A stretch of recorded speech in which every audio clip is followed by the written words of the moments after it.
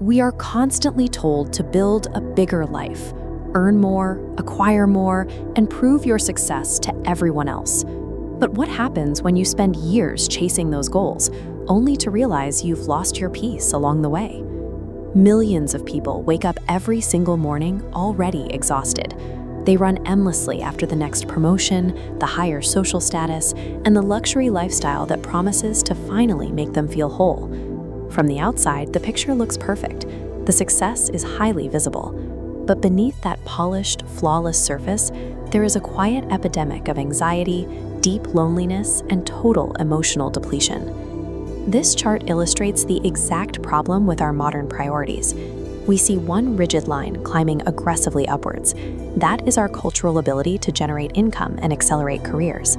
But this second, softer line plunges straight down, representing our internal emotional well-being. Society provided a masterclass on how to make money, but it offered absolutely zero instruction on how to heal a tired soul. A growing bank account paired with a breaking spirit is not a victory. It is a hidden, quiet form of profound spiritual bankruptcy. Consider a businessman who actually achieved everything people dream about. He secured the beautiful house, the luxury cars, and massive financial reserves. By every metric of the American dream, he had made it. Yet one night, he sat alone in his expensive living room, quietly crying in the dark. His young son walked in and asked a devastatingly simple question. "Dad, if we have everything, why don't you smile anymore?" This visual diagram outlines a warning from the book of Mark, chapter 8, verse 36. What good is it for someone to gain the whole world, yet forfeit their soul? You can accumulate all the wealth on earth, but the transaction becomes tragic when it crushes the delicate, unseen core of who you are. Ecclesiastes tells us that whoever loves money never has enough. The list of assets can multiply endlessly, spilling over the edges, but life never reaches equilibrium. Wealth effectively solves physical constraints, like paying bills or securing comfort, but it completely lacks the capacity to purchase purpose or inner peace. That is exactly why so many highly successful individuals lie awake every night in expensive beds, surrounded by luxury, yet entirely devoid of actual rest. Money becomes a destructive force the moment we try to use it as a medicine for emotional and spiritual ailments that it was never designed to cure. We see the exact same pattern in a mother who works overtime every single day. Her intention is pure. She wants to provide the best possible financial future for her family, consistently sacrificing her present moments to build a secure tomorrow. Then, one evening, her daughter softly tells her, "Mom, you buy us everything, but you're never really with us anymore." It is a painful realization that providing material goods often comes at the steep cost of physical and emotional presence. Success itself is not evil, ambition is healthy, and money is a necessary tool.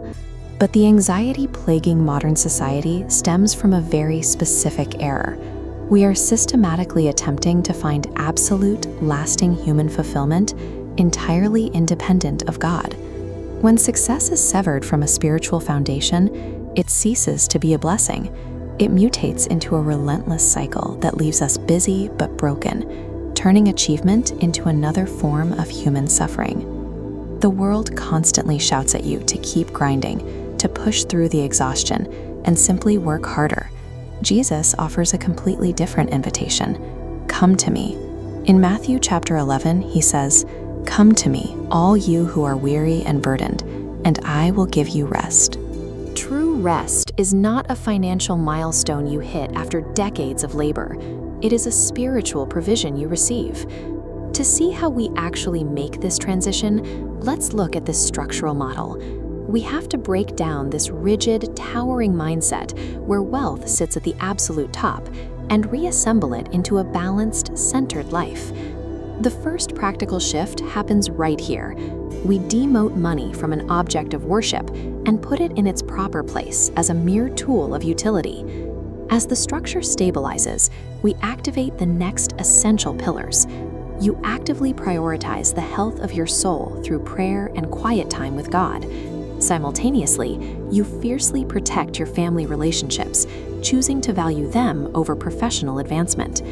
The final rule of this new architecture is adjusting your ultimate metric for success. You stop chasing sheer profit margins, and you start chasing profound peace. Escaping the rat race requires a radical restructuring of our personal values. We have to place the unseen, quiet health of the soul firmly above the visible numbers in a bank account. If we cut through all the noise, the societal expectations, and the endless pressure to perform, God is asking you a very simple question today. How is your soul doing? Money can buy the physical structure of a house, but it cannot manufacture a home. Wealth can generate the applause of a crowd, but it cannot produce an ounce of internal joy. True life is not the endless accumulation of worldly capital. It is the daily, deliberate practice of walking with God. Heavenly Father, teach us to pursue you more than we pursue success. Give us the wisdom to protect our souls in a culture obsessed with accumulation, and grant us the peace that this world simply cannot offer.